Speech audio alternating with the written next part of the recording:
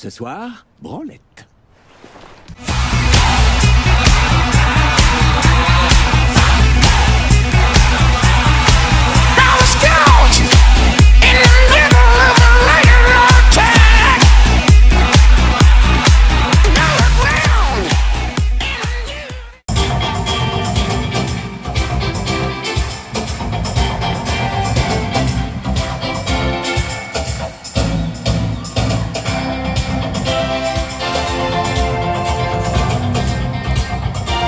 Bonjour à tous, bonjour à toutes, donc petite vidéo à chaque achat entre le numéro 133 si je ne m'abuse.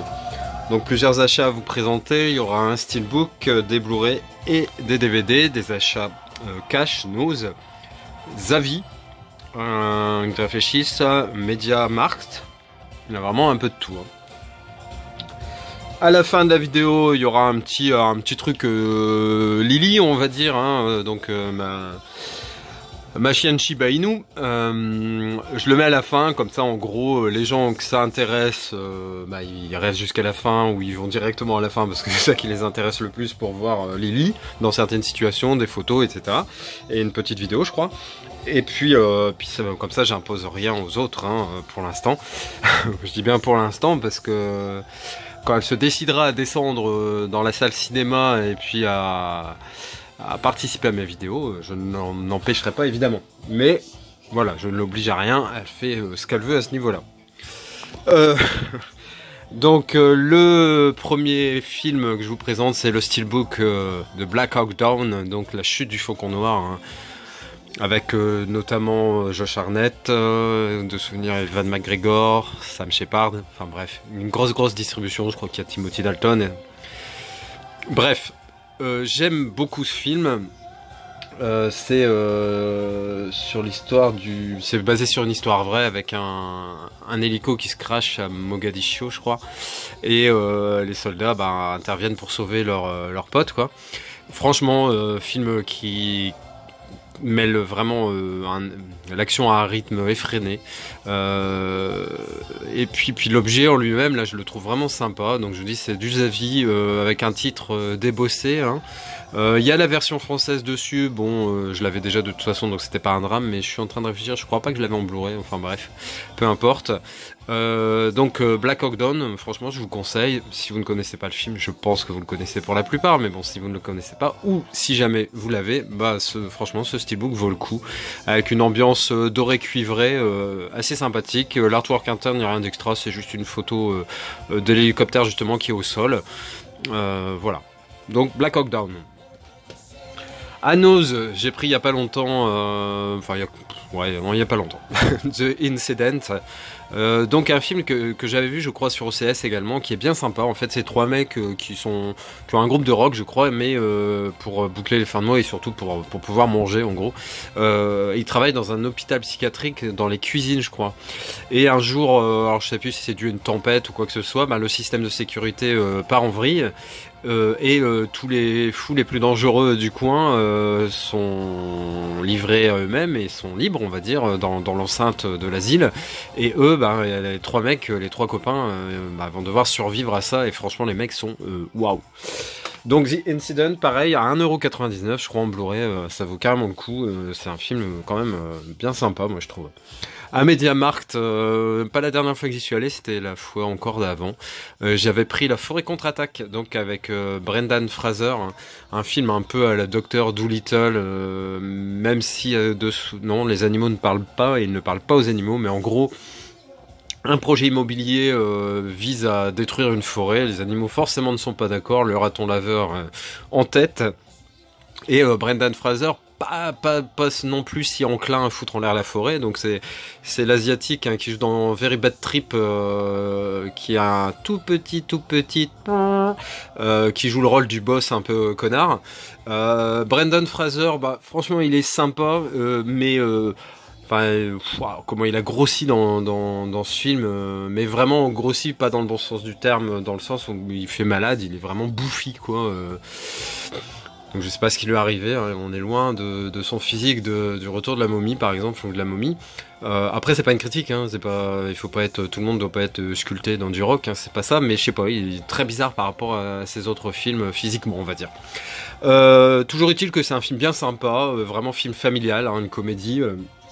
Sans prise de tête, les effets spéciaux sont acceptables. Je vais pas dire que c'est du grand, mais c'est pas non plus atroce. Voilà, je crois que j'en ai assez dit sur ce film. J'ai eu aujourd'hui ce DVD de Jigsaw, donc le dernier, hein, Saw. Bien content de l'avoir parce que j'avais pas envie de mettre des prix de ouf. Là, je l'ai eu à 3€, enfin 2,99. Je suis super content. Comme ça, bah, je les ai tous. Et puis là, un prix voilà, très attractif, ça me va très bien. Je dis pas que si un jour je tombe sur le Blu-ray à 5 ou 6 balles, je le prendrai pas. Hein. Mais faute de mieux, faute de grive, on mange des merles. L'occasion fait le larron. Donc voilà. Donc le Jigsaw. Toujours à 2,90, j'ai trouvé le Justice League. Donc pareil, un film qui me faisait de l'œil, oui et non, avec le steelbook 4K. Bon, les critiques sont très mitigées, voire pas forcément top. Donc là, on est dans le DC Comics, pas dans le Marvel, mais honnêtement, moi, je m'en cogne. J'ai pas un univers préféré plus que ça. Tout ce que j'attends, c'est que le film me divertisse, que je passe un bon moment. Après, si c'est un DC, MC, ZV, je m'en cogne. Là, donc, on voit Superman, Wonder Woman, Aquaman, Batman. L'autre, c'est quoi? C'est Cyborg et Flash, hein, qui sont réunis pour lutter ensemble contre le mal. Pareil, donc content de l'avoir eu à ce prix-là. Si le film m'enchante, pourquoi pas trouver après le steelbook à un prix attractif. Je sais qu'il va se trouver dans pas longtemps pas cher. Donc voilà, j'ai bon espoir. Là, je pouvais pas passer à côté décemment à ce prix-là. Justice League. Un film que j'ai chopé aussi à Nose avec l'excellent Elijah Wood. Hein. Donc Frodon. Frodon qui joue du piano. Là, c'est plus complexe que ça, le scénario. Donc, le titre, c'est Grand Piano. Il y a John Cusack également. Donc, en gros, je vais vous lire l'histoire. Moi, ça m'a donné super envie. Après avoir abandonné sa carrière en raison d'un trac paralysant, un pianiste de renom revient sur scène 5 ans plus tard. Alors qu'il s'apprête à jouer, il découvre une menace de mort sur sa partition. Pour sauver sa femme, il va livrer le concert le plus important de sa vie. Parce qu'en fait, si je comprends bien, à chaque fausse note, à chaque problème dans son concert, il y a une sanction. Toute fausse note sera fatale. Un film qui dure pas longtemps, d'après ce que j'ai compris, il dure le temps du concert de 90 minutes, voilà. Mais ça m'a l'air très très très sympa. Ensuite, IP Man m'avait offert Les Justiciers dans la ville 1 et 2, j'étais très très content, je les avais regardés assez rapidement, j'aime beaucoup. Alors j'aime pas tous les Bronson, attention, hein, c'est un peu comme Chuck Norris ou Van Damme ou ces gens-là, et j'aime pas tout. Mais ça m'a l'air vraiment dans l'esprit effectivement d'un justicier dans la ville, donc c'est Paul Fine, je crois son nom. C'est ça, qui est un flic de Milwaukee, et là il y a 2 enquêtes qui ont l'air bien sympas, un peu dans l'esprit, hein, toujours d'un justicier dans la ville. Le premier, c'est que sa fille est accusée, c'est une famille de flics hein, et avocats, je crois, et sa fille est accusée d'un meurtre, donc en gros, il va essayer en famille de dépêtrer sa fille de cette histoire sordide. Et dans le deuxième, c'est un des prêtres de sa communauté de Milwaukee est victime d'un meurtre brutal. C'est lié à la mafia russe et il va devoir retourner dans le quartier où il a grandi, etc., etc. Donc des bons vieux polars des années 70-80. Enfin là, ça doit être plus dans les années 70. Quoique je sais pas en fait, hein, peut-être pas. Bon bref, dans cette zone, on va dire. Et donc bien content de l'avoir trouvé, et là pareil je l'ai eu à 3€, je crois 49 je crois, et c'est un film qui se trouve, ce coffret avec les deux se trouve assez difficilement et pas forcément à un bon prix. J'avais pris il y a là ça fait longtemps, The Lady in the Van, genre de comédie un peu britannique, hein, de toute façon ça se passe à Londres, que j'affectionne particulièrement, hein, un peu comme Mistral Love, hein, qui est un de mes abonnés, Nico. On est assez friands tous les deux de ce genre de comédie. Alors moi j'aime bien les comédies américaines, c'est vrai, mais dans un style quand même assez différent.